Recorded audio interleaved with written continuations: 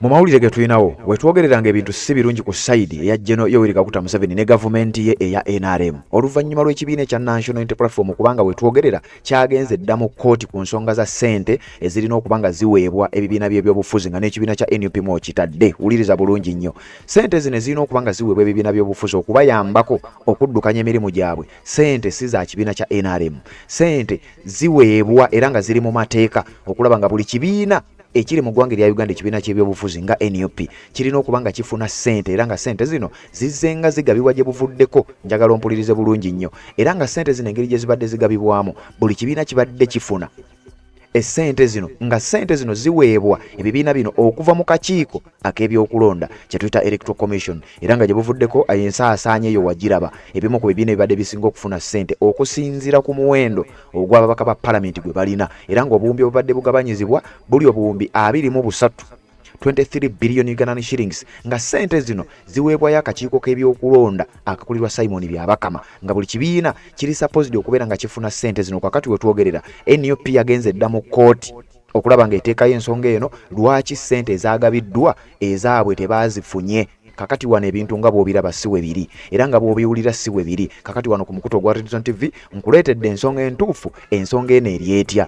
Waliwo omukago ogwa iPod kye tuyita Inter-Party Organizations for Dialogue, ne wabawo omukago gwe tuyita National Consultative Forum. Kakati omukago gwa National Consultative Forum ngenda kuwa katambi awo ogenda biwulira, gwe mukago ogutaba ebibiina by'obufuzi era byonna birina okubanga byetabamu n'ekibiina kya NUP era kibadde nga kikiika, nga ne ku mukago guno ekibiina kya NRM kye kironda ssentebe owa National Consultative Forum, wabula ng'ekibiina ekiba kisinga obunene ku ludda oluvuganya kye kironda amyuka ssentebe, era ng'ekibiina kya NUP kirinayo omukulu amanyiddwa nga Benjamin Katana, nga wetwogerera ye deputy chairperson ow'omukago guno ogwa National Consultative Forum. Ekibiina kya NUP kye kyamusindikayo. Kakati era babadde nga bakiika ku mukago guno, entula babadde bazibeeramu, Benjamin Katana abadde nga atuula. Kakati wulira, waliwo akabadi akategebwa nga ssente zino za buwaze okubeera nga ebibiina by'obufuzi birina okuba nga bizifuna, wabula ng'ennaku z'omwezi 2 omwezi ogwokutaano omwaka guno gwennyini 2025 lwali lunaku lwakubiri. Bw'obanga obadde ogoberera omukutu guno kakasa nga byenjogerako obijjukira bulungi era obitegeera bulungi. Ababaka ba paalamenti aba NUP baafuluma mu paalamenti negenda maaso neeyisa kye bayita Political Parties and Organizations Amendment Bill eya 2025, ng'okuyisa biiru eno baali bagezaako okuddira omukago gwa iPod bagugatte mu National Consultative Forum, olwo nno ebibiina by'obufuzi bibeere nga biwalirizibwa okubeera nga bikiika mu lutuula nga bikiika mu iPod ku mpaka, kubanga bino byajja oluvannyuma lw'okuba nti ekibiina kya NUP kyali kyagaana okubeera nga kikiika mu mukago guno olw'ekifaananyi ekyo ky'olaba nti mu kukiika mu iPod ebibiina bino bigenda okuteesa ne General Yoweri Kaguta Museveni ye takitwala nga kuteesa, kubanga kubabuulira kyakkola, kubanga kubabuulira ngeri gye bagenda omuvuganyaamu n'ebintu ebirala bifaanana bwe bityo. Ekibiina kya NUP bye kyawakanya. Kakati nga 2 omwezi ogwokutaano 2025 nga bayita mu mubaka gwe ngenda okutegeeza, baayisa etteeka lino kye bayita Political Parties and Organizations Amendment Bill eya 2025. Jjukira nga General Yoweri Kaguta Museveni nga president bw'agisayiningako baba balina okuba nga ate balina okuba nga lifuuka etteeka, era nga biiru eyo yaleetebwa mu Parliament. Omubaka wa Parliament yagireeta gwe njagala okuba nga nkutegeeza. Wuliriza, omukyalo oyo gw'olaba ye mubaka mu Parliament akiikira district emanyiddwa nga Napaka district ng'omubaka omukyala amanyiddwa nga Honorable Faith Nakoti. Yasooka na introducinga biiru eno ng'ennaku z'omwezi 14 omwezi ogwokutaano omwaka gwa 2025. Njagala tugende empola ate njagala osharinga vidiyo eno esobole okutuuka ku muntu yenna ategeere ssente za iPod kyeki, omukago gwa iPod kyeki, era nkubulire ne lwe gwatandika. Ogenda kutegeera lwaki NUP yagenze mu kkooti, kubanga ssente zino bali supposed okuba nga bazifuna kubanga ziri mu mateeka, era ne bakunnyonnyola ssente si za Museveni, ssente si za gavumenti, wabula ssente ziri mu mateeka. Akakiiko ak'ebyokulonda the Uganda Electoral Commission nga kakulirwa Simon Byabakama ke kali supposed okuba nga kafulumya ssente zino okuzibawa, wabula ku mulundi guno ssente zisembyeyo okuba nga zigabibwa NUP teyafunye share yaayo ssente zaayo, ate nga balina n'okuwa accountability ebibiina by'obufuzi byonna birina okuba nga biwa accountability ya ssente ezo. Ekibiina kya NUP kyekyoka ekirina accountability gye kiwa ku ssente zino okuba nga bazimbyeko ebitebe n'ebirala nga bw'ogenda obbiwulira mu katambi ke ngenda okuba nga nkuwa, wabula kati nkuzaayo emabega osobole okutegeera obulungi ensonga eno byatandikirawa, bijja bitya era lwaki abasajja bali mu kutya okulaba ng'ekibiina kya NUP kikomyewo okubeera nga kijoyininga omukago guno n'ensonga lwaki. Nkugambye ensonga ziri mu kkooti, ngenda kukusomera ekiwandiiko. Nga 14 omwezi gw'okutaano 2025 omukyala amanyiddwa nga Honorable Faith Nakuti ono ng'akiikirira Napaka District ng'omubaka omukyala yayintroducinga biiru eno n'ategeeza nga bw'agenda okugireeta babeere nga baddira nti Inter-Party Organizations for Dialogue oba IPOD nga yabuwaze okugibeeramu, ng'atagibeeramu tafuna ssente ziri. Omukyala ono baamuwa liivu ey'okugenda okukola ku nsonga eno era bw'atyo n'aleeta biiru n'esomebwa ng'enaku z'omwezi 2 omwezi ogw'okutaano omwaka 2025 Political Parties and Organizations Amendment Bill 2025 ng'eno egendereddemu gavumenti okulaba nga omuntu yenna anaafandingibwa okufuna ssente zino alina okuba nga joyiniza omukago guno ogwa IPOD, kubanga omukago gwa IPOD baali bagukutte ne baguteeka wansi w'omukago guli ogumanyiddwa nga Inter-Party omukago guli ogumanyiddwa nga National Consultative Forum. Jukira National Consultative Forum yo nkugambye ebaddewo ng'eri mu mateeka era n'ekibiina kya NUP kibadde kikiika nga kirinayo n'omubaka eyali akiikirira, eyali deputy chairperson wa National Consultative Forum yali Jore Mugisha n'afa, ne bakwata Benjamin Katana, jukira ye muwanika w'ekibiina, ne bamusindika ku pana eyo. Nga bwe nkugambye National Consultative Forum ssentebe waayo NRM yebeere mulonda kubanga kye kibiina ekirina ababaka abangi mu parliament, then ekibiina ekiba ekinene ku ludda oluvuganya be baleeta amyuka ssentebe. Kakati ekibiina kya NUP wetwogerera nga kirina Benjamin Katana, era bano bagenze ne mu kkooti nti sheya y'ekibiina kya NUP bwe batebaweereddwa waakiri ssente ezo zisazibwemu kubanga baagudde mu lukwe nti oluvannyuma lwa kubeera nti ssente zino zaafulumye ekibiina kya NRM baagala ssente ziri nga bwe nkugambye era nga bwe nkulaze ezikunukkiriza obuwumbi 3 baagala ekibiina kyabwe ekya NRM kibeere nga kyekitwala ssente ezo, ekintu ekimenya amateeka kubanga NUP eri supposed okubeera nga efuna ssente ezo mu mateeka. Ssente si za Museveni si za NRM wabula ssente za kufandinga bibiina bya bufuzi. Omukago gwa IPOD kyanjawulo nnyo era kibadde nga kyanjawulo nnyo n'omukago gwa National Consultative Forum. Kakati wano akalipo we kajjidde NUP yawandiise ebbaluwa abasinga obungi gye bataputa nti NUP yasabye edde mukago gwa National ogwa IPOD, wabula wuliriza ebbaluwa bwegamba. Ngenda kukusomera ekiwandiiko ekirala ogenda kutya. Ebbaluwa eno yawandiikibwa ngenda kusoma mwezi 7 omwezi ogw'Ekkumi 2025 ng'ewandiikibwa Secretary General w'ekibiina kya NUP ng'agiwandiikira Secretary Council Inter-Party Organizations for Dialogue nga bagamba nti membership of the National Consultative Forum and its constitutive organs tebaali ku nsonga za IPOD, baali ku nsonga za National Consultative Forum ne organize zaayo.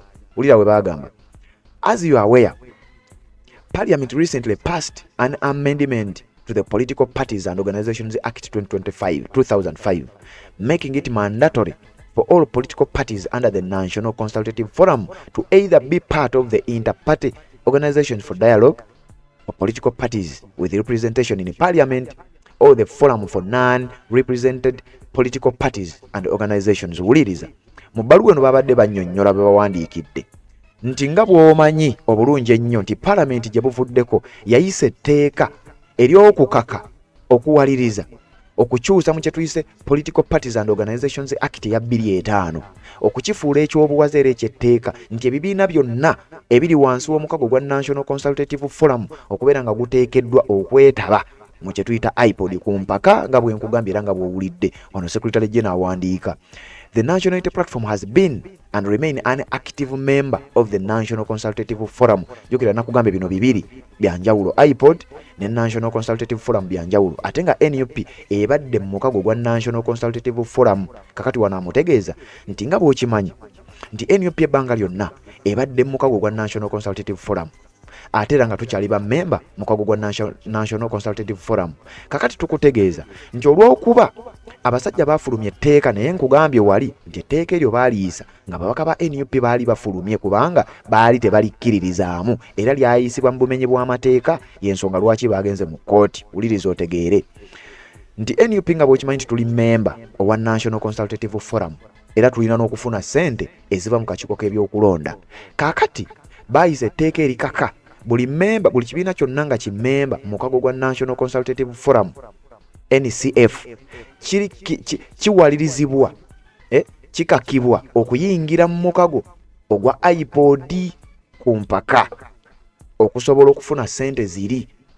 Nga bagamba nti although the National Unity Platform is currently challenging the referred amendment before the Constitutional Court, we are cognizant that it is current and a binding law.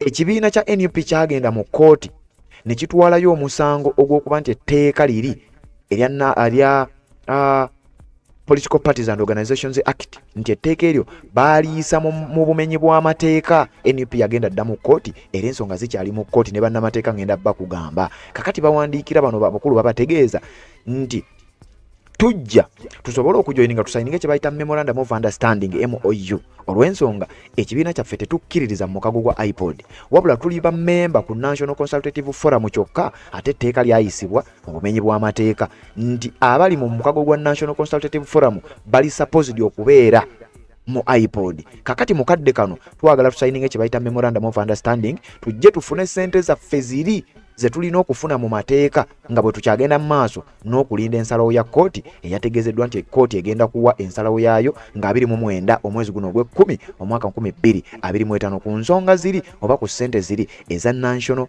ssente eziri supposed okubeera nga zibaweebwa nga ekibiina ekyetaba mu bibiina mu politics w'eggwanga erya Uganda. Nassaako omukono wansi David Lewis Rubongoya, Secretary General, ebbaluwa yawandiikibwa nga 7 omwezi ogw'ekkumi omwaka 2025. Ssente zino ziri mu mateeka era ssente si za General Yoweri Kaguta Museveni, ssente za kibiina okulaba nga zigabibwa buli kibiina kya byabufuzi. Wuliriza banange ssente ezi distributing ba parliament si za Museveni ng'omuntu, ssente ezo zamiwa omusolo era mu mawanga over 100 countries amawanga agasukka mu 10 mu nsi amawanga ago gafundinga political parties okuzisobozesa okutambuza emirimu gyazo okusinziira ku numerical strength.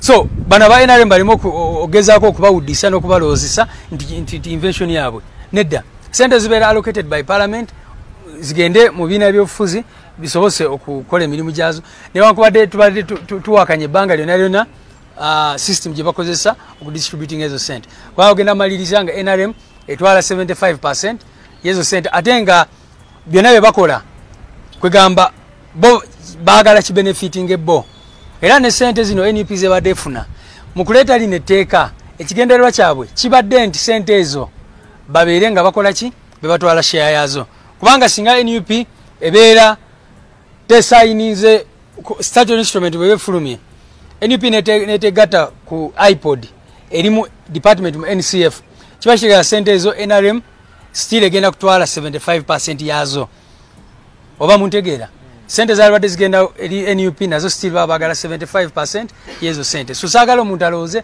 sente ezo za Museveni oba ki no sente ezo za gwanga za miwo musolo ekirala ekisingira ddala obukulu NUP kye kibiina kyokka ekirazi accountability yezo sente kati watwogerera mukimanyi tulina ebitebe 3 mu ggwanga ebisinga obwakabi n'ebitebe byaffe byonna betulina mu bitundu by'eggwanga ebyenjawulo tubadde tukozesa sente ezo eziri allocated by parliament okufuna buli kimu kyonna kyonna kyetufunye ng'ekibiina n'okukola emirimu gyaffe naye kakati okumala emyezi 5 sente ezo baziggalawo mwawulidde gye buvuddeko nti bagenze abakakiiko k'ebyokulonda irigale nga tebatambulire ku mateeka ne bazigabira ebibiina byonna ebirala NUP ne bagireka ebweru kyekyatwaliriza okufuna meeting n'akakiiko k'ebyokulonda ne tukabuuza musinzidde ku ki okukwata sente ezo ne muzidistributinga bo ne bagamba nti bano ba iPod batugambye nti abasayininga MOU betulina okuwa kati ntubagamba kale bwe mugamba bya MOU kiki ekitaliiwo naffe katugisayininge naye nga bwe nkugambye era tumanyi bulungi nnyo nti banoonya excuse zonna okulemesa National Unity Platform. bigambo bya David Lewis Rubongoya ono nga Secretary General ow'ekibiina kya National Unity Platform annyonnyola ku ssente ezo era nga bwe nkugambye nti ssente ziri mu mateeka ate era nga za buwaze ebibiina by'obufuzi okubeera nga biweebwa ssente zino wabula akalipo we kali n'ebibuuzo we biri ebingi lwaki ssente ekibiina kya NUP kyali kyagaana okuba nga kiyingira omukago gwa iPod era oluvannyuma lw'okugaana kyawaliriza abakulu mu gavumenti okugenda maaso n'okuba nga bayisa n'etteeka okusobola okukikaka okuba nga kiyingira kyokka we twogerera ekibiina kigamba kakati tujja olw'etteeka liri lye mwayisa wuliriza bulungi paalamenti yayisa etteeka erikaka ekibiina kino okuba nga bayingira omukago gwa iPod kakati ku budde buno ekibiina kya NUP kigamba twagala kuyingira mukago gwa iPod olw'etteeka lye mwayisa newankubadde nga tukyali mu kooti tugenda maaso n'okulikyalenjinga era kooti yategeeza nti egenda kuwa ensalawo yaayo ng'ennaku z'omwezi 29 omwezi guno gwennyini ogw'ekkumi kakati ebibuuzo bingi lwaki abasajja ate batidde nnyo okulaba nga ekibiina kya NUP ate kiyingira omukago gwa iPod abaali balwana tuyingire mu iPod lwaki ate beba spreading enjiri era beba lwana NUP okusalawo okuyingira mu iPod ate beba lwana weebuuze lwaki kanga kuddiremu Museveni ye yali alwana ng'ayagala nnyo tuyingire mu iPod Museveni naye lwaki ssaawa zino yalwana ng'ate NUP esazeewo yingira si buli kimu nti ojja kimanya ebintu biri mu mitendera osegedde nagambye buluno olutalo buli step gye tutuukako eyina ennwana kanga kuddiremu Museveni yali alwana nnyo NUP eyingire mu iPod Museveni yali alwana NUP negamba tetujja yingirayo kati ssaawa zino ate Museveni yalwana lwaki NUP yayingidde iPod tobuuka tobuuka era baani abaspreadinga amawulire baani abalwana mwayingidde lwaki NRM yerwana ate ng'omukulembeze asazeewo yingira iPod ate nga ye yali erwana omukulembeze ayingire iPod ebintu ebimu temujja kubitegeera buli sitepu gye tutuukako wabeerawo ennwana wabeerawo ensonga okategedde Museveni kye yali ayagala tasobola kukifuna wano ssaawa zino takifuna lwaki Omubadi Museveni bwe yali ayagala okukozesa ekyagana NUP okuyingira mu iPod kati okusalawo negamba nti kati katuyingire mu iPod waliwo ensonga ennene ey'amakulu ekyo mukitegeere lwaki Museveni alwana nnyo kati namulabye muyingidde mu iPod lwaki muyingidde mu iPod lwaki Museveni alwana nnyo kati nga ye yali atukaka luli tuyingire lwaki ate yalwana tuleme kuyingira ebigoba Museveni mwe mubimanyi mumanyi saizi yabyo ebigoba Museveni mumanyi saizi yabyo mmwe ebimugoba mumanyi saizi yabyo nabano bano gwogamba lwaki Museveni enkola ye y'ebintu eri enkadde confidence gye yayina ng'atukuba emiggo mu kamera confidence gye yayina ng'akuba abantu tiyagasi n'okutta mu lujjudde lwaki ssaawa zino ayina gye yeekweka lwaki ssaawa zino ayina gye akweka ne waba wakubikola akikola akweka tayagala kikole ki lwaki kyebuuze ebigoba Museveni saizi nene ono Queen mumunzigirewo wano munyambeko tonzijukiza nti ndi wa pifiri newankubadde nze nakikugamba tasobola kutukanga ayagala atuleke tukole ensobi nga mulabewo yenna mulabewo yaya abayagala okola ensobi naye njagala weebuuza ekibuuzo eyali atulwanyisa ng'atugamba tuyingire mu iPod nga kati ssaawa zino alwana lwaki tuyingira iPod teweebuuza olutalo mululabireko sayidi zombi osegedde sayidi eri neeno okategedde mubirabireko sayidi zombi gwe lulabire ku sayidi endala nti bo Museveni bw'aba akifunamu lwaki alwana nga tuyingira demu nkakubuuze Museveni okuyingira kwa iPod sawa zino omukulembeze webaba basazeewo okuddayo mu iPod bw'aba Museveni akifunamu lwaki alwana gwoba tonnakiraba gwosobola okukanga mulabewo ng'akola ensobi.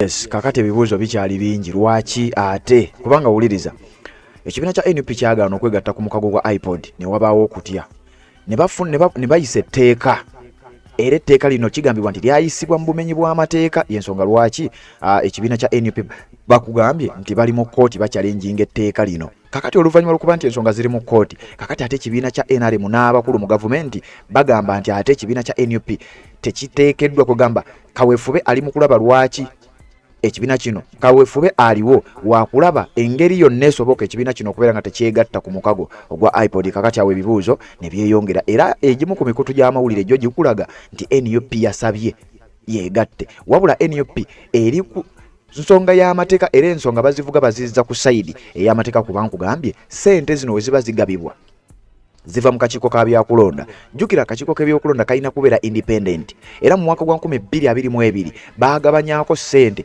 n'ekiwandiiko ne kifulumya zaali biliyoni 23 ezaagabanyizibwa era ekiwandiiko ekyafuluma kyagamba bwe kiti at least 7 political parties with representation in parliament have received a share of the 23 billion Ugandan shillings from the Electoral Commission EC for running their activities and meeting other budgets. Nti ekibiina ky'ebyobufuzi kyafulumya obuwumbi bwali 23 nga ebibiina by'obufuzi kumpi nga 7 ebyagabana oba ebyasheyalinga ku ssente zino kubanga kiri mu mateeka. Kakati ku mulundi guno ssente zino zaagabiddwa waliwo ssente ezaagabiddwa olw'etteeka liri lye baayisa Political Parties and Organizations Amendment Bill kati yafuuka act kubanga baagisayininga. Ekibiina kya NUP kyabadde excluded tekyaweereddwa ssente share yaakyo yekiri supposed okubanga kifuna kubanga ssente ziva mu Ministry of Finance ye allocatinga ssente ezo neziwa ekitongole ky'ebyokulonda oba akakiiko k'ebyokulonda. Kakati akakiiko ako ne kasaasaanya ssente ne kazitemaatema ku bibiina by'obufuzi okusinziira ku bunene obw'ebibiina ebyo. Ekibiina kya NUP kizzenga ssente zino kizifuna kakati zifulumira mu quarters. Kati quote emu yagabibwa quote endala yagabiddwa ekibiina kya NUP baakitadde ebbali tekyafunye ssente zaakyo. Kakati wetwogerera y'ensonga egenda maaso n'okubanga ebatwala mu kkooti. David Lewis Lubongo yanga bwakunnyonnyodde bino nno byenjogera byanjawulo nnyo n'omukago gwa iPod gwe baagala okubeera nga gwe baateekawo ng'ekyobuwaze okulaba ng'ekibiina ky'ebyobufuzi kiyingira omukago guno okusobola okufuna ku ssente ezo. Naija kujja katugende ku iPod. Yes. Ekibuuzo kya iPod emabega kaawo mwali mugaanye okwegatta ku iPod nga mugamba nti engeri gye baagiteekawo si nambulukufu ne mugamba nti well kati emabega kaawo nakulira okutegeeza nti etteeka lye libakaka okubeera mu iPod. Weewaawo iPod nga bwe yali kyali kibiina kya bonnakyewa tuyinza okuyita NGO. yes. nga willing entrance willing participants byebabeera mu real. Kakati etteeka libayita Political Parties and Organizations Amendment Act lyagenda ne likola National Consultative Forum kubanga ye eriwo mu mateeka era National Consultative Forum yegatta ebibiina byonna mu ggwanga ebiri ku register ya Electoral Commission biringa ebibiina 27 awo. Kati ebibiina ebyo biri mu National Consultative Forum eri mu tteeka. Akulembera National Consultative Forum chairman nominating ekibiina ekiri mu gavumenti amyuka ssentebe ekibiina ekiri mu opposition kyekimunominatinga era tuzze tuparticipating mu National Consultative Forum twasooka okuteekayo amyuka ssentebe yali omukyala Jolly Mugisha naye bambi yafa kati netuteekayo Benjamin Katana era meeting zituula. Kati etteeka lino lyagamba nti mu National Consultative Forum kubanga eriwo mu mateeka tugenda teeka mu organs 2 oba ziyite departments 2. Department emu ya bibiina ebitalina babaka ba parliament. Organ oba department endala ya bibiina ebiina babaka mu parliament. Kati ne bagamba nti department y'ebibiina ebiina babaka mu parliament tugiwadde erinnya ya iPod. kakati nekitegeeza nti iPod bagituyingiza kumpaka lwabuwaze lwateeka liteeka eryo.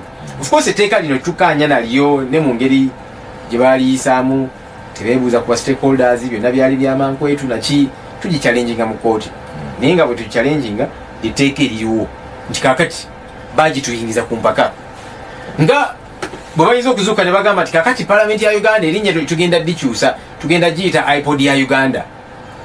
Nze nimbaka wa palamenti abantu bannaka West bannonda okubakiikirira kakati kiba kitegeeza nti nange baginyingizeeyo iPod ya Uganda oba erinnya balikyusizza already ndi member so already tubadde members aba National Consultative Forum ne bagamba katukyuse erinnya erya department eno emu kuzo kubanga eri iPod yali muteeka so kati teeka nga bwerityo bwe liri tuli challenginga niririwo kaakano kubanga bakikola kyabuwaze kati ebyo byabadde bigambo bya Joel Ssenyonyi era nga naye annyonnyola ku nsonga y'emu kakati wuliriza bulungi nnyo eno bagiyita Red Zone TV.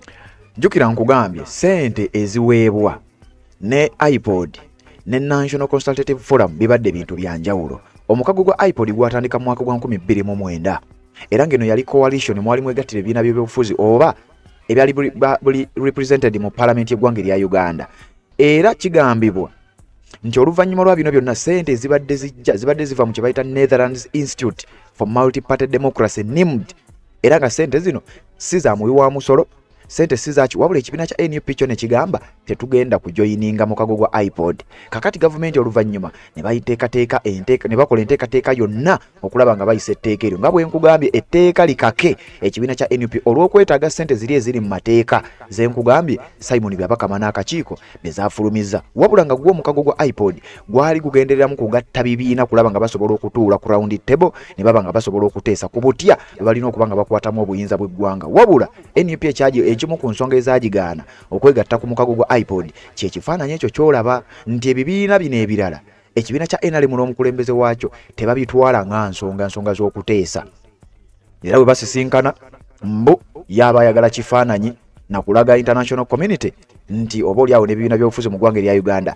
tuteesa. Kati ebibuuzo bikyajja ebibuuzo bingi nnyo lwaki etteeka lino baali tebannaliisa ng'ekibiina kya NUP kiganya okwegatta ku iPod etteeka ne lijja ng'ekigendererwa kya kulaba nga NUP yeegatta ku mukago gwa iPod. Kyokka ate etteeka limaze okujja NUP ewaliriziddwa okwegatta ku mukago ogwo naye ng'ensonga ekyagenda maaso n'okuba ng'ewulirizibwa mu mbuga z'amateeka nga bw'ogenda okuwulira bw'engenda okukuwa wabula ate ebibuuzo bingi kakati ate lwaki okulwana kw'amaanyi nnyo okulaba nga ate NUP teyeegatta ku iPod n'emikutu gy'amawulire egimu ne gitandika okukuba ti NUP yasabye ebere nga yeegatta ku mukago gwa iPod ekintu ekitali kituufu. Wuliriza His Excellency Robert Kyagulanyi Ssentamu buli kintu kyonna kyagaana okubeeramu kitiisa Museveni ng'era buli kintu kyonna kyakkiriza okubeeramu bwe kitiisa Museveni.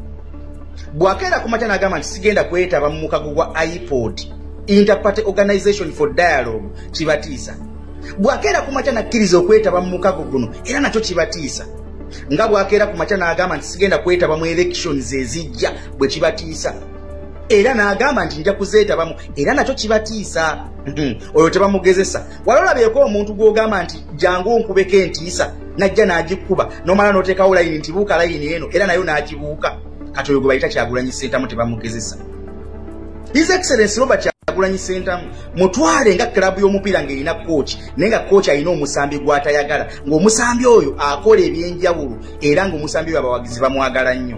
N'akeera ku makya n'agamba nti omusajja ono akuba amagolo mangi nnyo ku striking okusobola okumulabisa obulungi kamuzze mu defense najja n'akuba ka defense n'akaggala nga tewali muntu yenna ayinza kuteeba mupiira. Kochi n'agamba no nedda tasobola kundabisa bwato afadhali kamuteeke mu 7 n'amuteeka mu 7 omusajja n'akubaka 7 n'akanoza nga akrossinga emipiira apasinga bulungi kugamba ngo okuwata kyonna ng'abikolera ddala bulungi nnyo n'akubaka 7 n'akanoza. Kochi n'agamba nedda temujja kundabisa bwe muto kati kamusitulenga ku bench ng'obudde buweddeyo. N'amusitula ku bench ng'obudde buweddeyo najja n'akuba equalizer nakuba ne winning goal nasigala ng'era ateekinza olunaku. Oyo gwe bayita Kyagulanyi Ssentamu tebamugezesa. Ebbanga lyonna babadde nga bafumbirira emboozi nga bagamba His Excellency Robert Kyagulanyi Ssentamu afuna ssente za iPod His Excellency Robert Kyagulanyi Ssentamu sente z'abadde afuna si za iPod. Sente ezo ziri mu constitution ya Uganda. iPod efandingibwa ensi ez'ebweru ezikkiririza mu dialogue enjogerezeganya.